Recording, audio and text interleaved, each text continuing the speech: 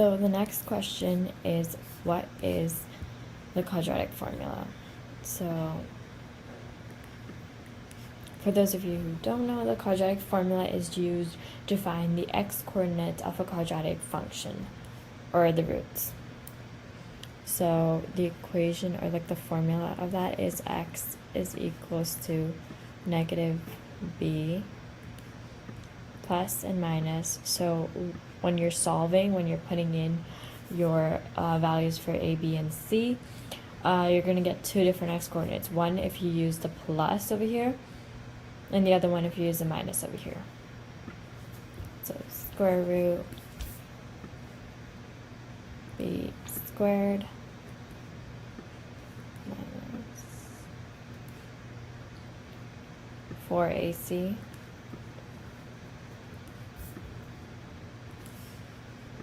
all of that is over 2a.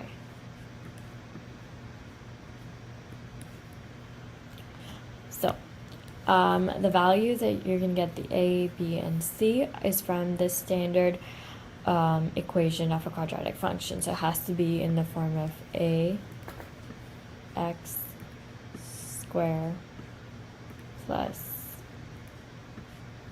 b x plus c.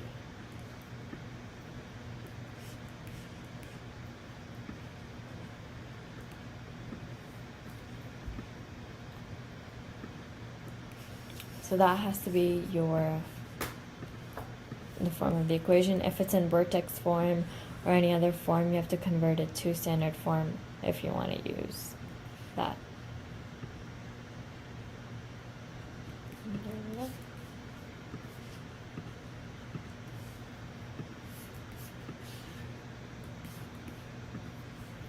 Okay. So again, it's just that. And there are always two answers. So one of them is, again, with the positive, so you get rid of this negative, and you do negative b plus square root b squared minus 4ac over 2a.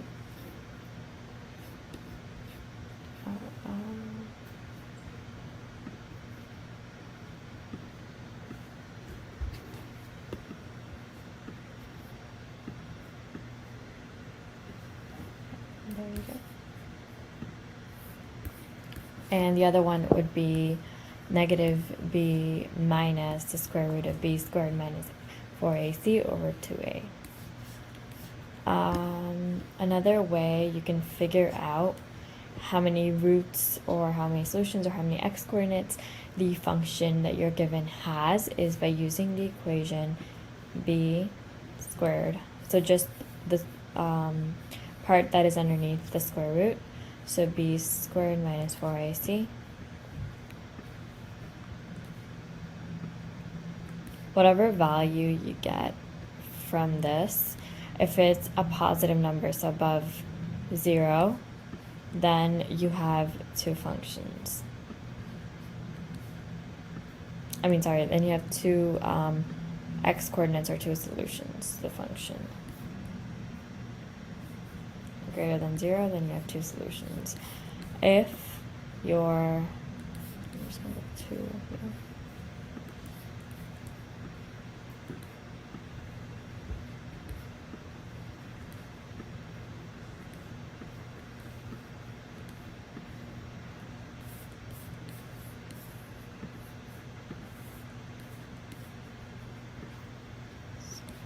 Minus, if the value of b squared minus 4ac is equals to 0, then there is only one solution to the whole function, which means that the function only touches the x-axis once, or goes through the x-axis once.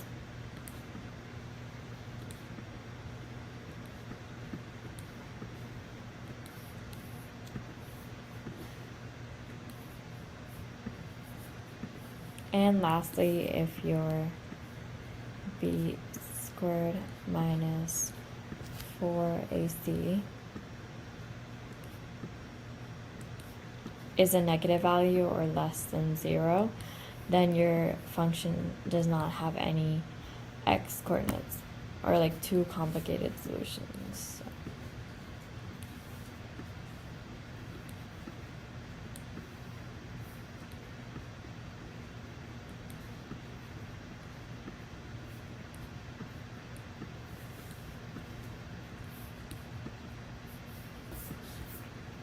And there you go.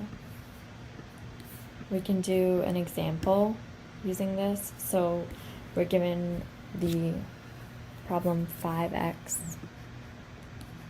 sample problem as 5x squared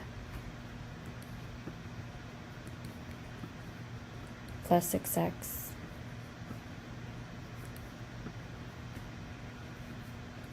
minus 1. So that is our sample.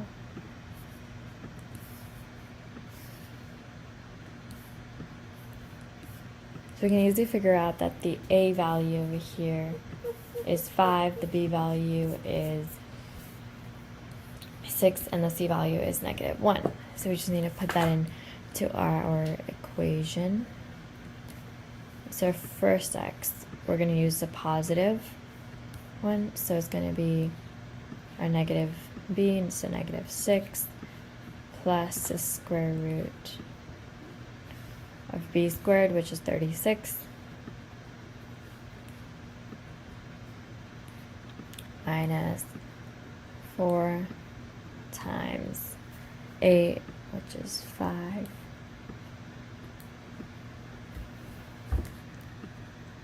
times -1, or like c, which is -1, all over 2a, so that would be 10, because 2 times 5 is 10. This, then we can simplify to 20. 4 times 5 is 20, times -1, so that cancels out. So that's going to be a positive, let me get my calculator, 36 plus 20 is 56, -6 plus the square root of 56 over 10.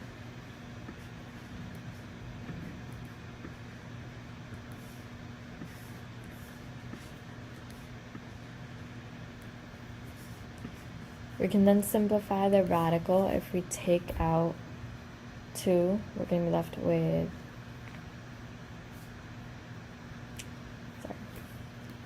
to simplify the radical, we can think of numbers that are perfect squares, or things that make up 56, multiples of 56.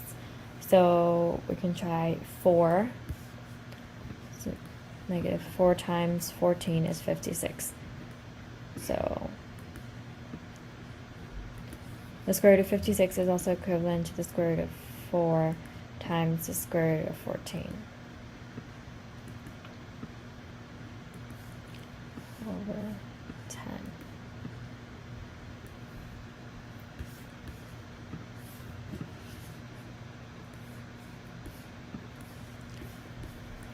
This can be further simplified into 2, so that's going to be -6 plus 2 to the power of 14 over 10.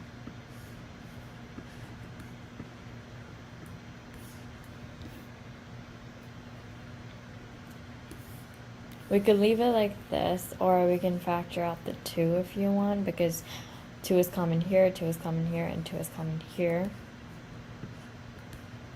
If we factor the 2 out, it's going to be -3 plus the square root of 14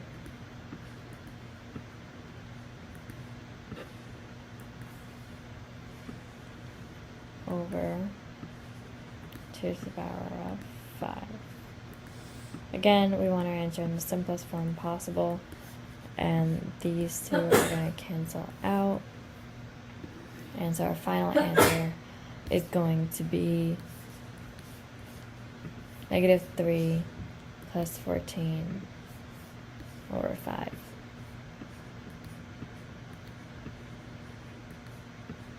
Plus the square root of 14, sorry.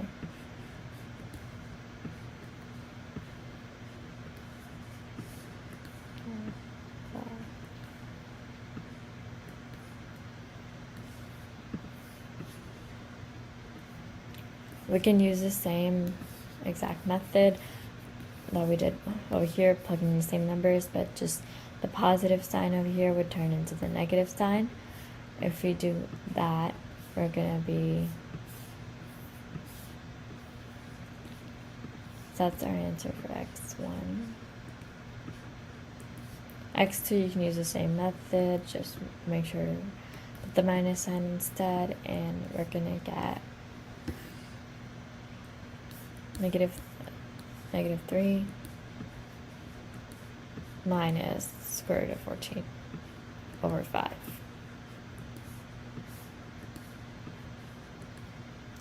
So those two are x coordinates for the function.